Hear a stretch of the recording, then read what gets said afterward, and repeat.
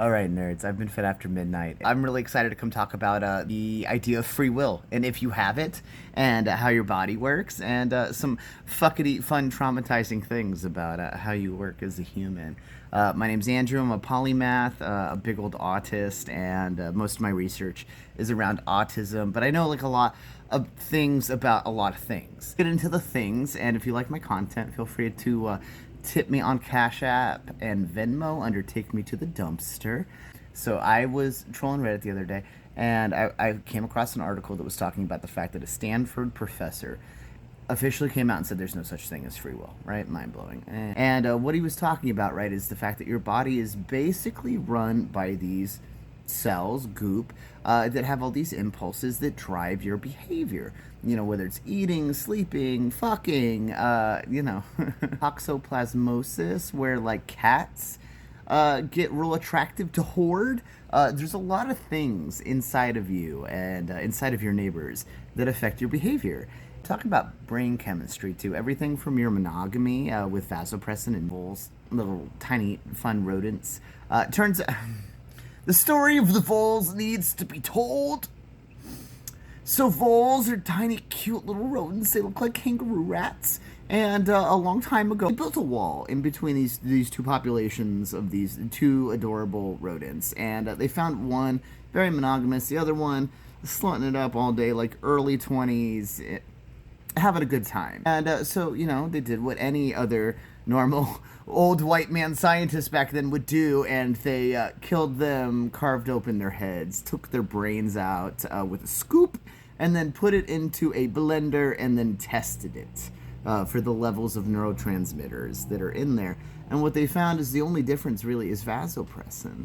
They still do this. They just like to put brains in blenders and test like goop levels. So your monogamy, like how you want partners, the things that you're attracted to sexually, are all kind of predetermined at a very young age and or by the brain structure that you have, right? Like if you have a lot of dopamine, you're not ADD or AUHD like my dumbass, like you're just a regularly portrayed person on American media or the Western, whatever you want to call it.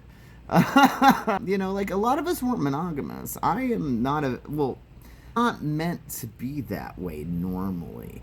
Monogamy is very rare in the animal world. Like we think of birds and the fact that like penguins are monogamous and shit, they're really not. Like if you look up a penguin, don't do this. If you want to Google and never go to sleep again, just look up like penguin animal behavior and like sexual mating habits. You think, like we're animals. We're animals, right? So a lot of our stuff is driven by these primal things that are hooked up in our brains while we're cooking, and the person that's gonna pop us out the water slide, and that determines kind of who you are. But so that's the Stanford researcher, biological, neuro, whatever you want to call it, whatever fucking German science word chopping bullshit I could do. It's a lead pencil stick. It's psychosocial, biological.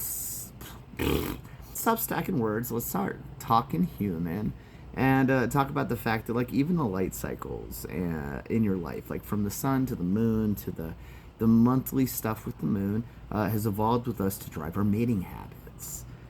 So before we were what we think we are for being so special outside of being animals, we used to on a regular basis and for very cyclical times. And you are not like a human, right? Like you're just a grocery bag of pathogens that has evolved to make you evolve to carry them better, right? Endemic populations to certain areas that are more able to handle viral infections from different families. So like Northern European people cannot handle a lot of herpes infections. It's very back in their history, it's evolved for a very long time in cold areas, so it's very impactful to their metabolism because it's so ingrained in their DNA. And because it has all of these silent little genetic junk pieces or alleles that float into the background every time they get infected, it's this huge brain altering, body altering, like down to the receptors for sugar in your pancreas kind of altering insanity. So, every population has its own strengths, its own weaknesses. We're entering this global, whatever, where we all fly and we all spread each other's business. We're talking about free will. We have to put this piece of brain plasticity and body plasticity into it, right? So when we talk about Eastern philosophy, there's this idea that if you drive from inside of you these behaviors that allow you to mold your brain to do certain things, to affect like mental health or your bodily health, like through clearing your chakras, right? It's this idea that you can train your body to respond to your thoughts. And science actually supports this, because we have to talk about neuroplasticity, right? So I'm going to give you an example. There are a lot of patients that have intense epilepsy in pediatrics, where the only way to get rid of said epilepsy is to do brain surgery, and the equivalent of a lobotomy. And there was a very extraordinary little girl years ago that had to get the left hemisphere of her brain removed. So brain cut in half, removed from the skull. So half of your brain just missing.